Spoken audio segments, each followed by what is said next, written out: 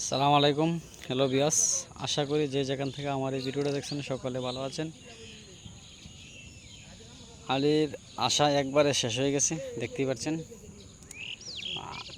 আলির ঘেরাগুলা একদম পানির নিচে চলে গেছে, আশা শেষ। যাই হোক, সামনের দিকে কিভাবে কোনো জায়গাতে আলি যদি পাওয়া যায় তাহলে ধান লাগানো হবে, আর নাহলে এবার আবারগুলা পুরা একদম খালি থাকবে, দেখতেই পাচ্ছেন।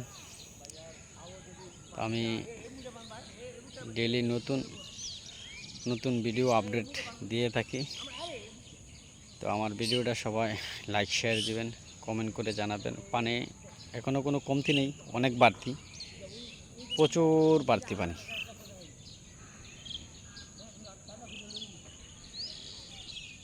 এই যে দুই লোক জাল মাছ কোয়াইতেছে, দেখতে পাচ্ছেন জাল পাতে।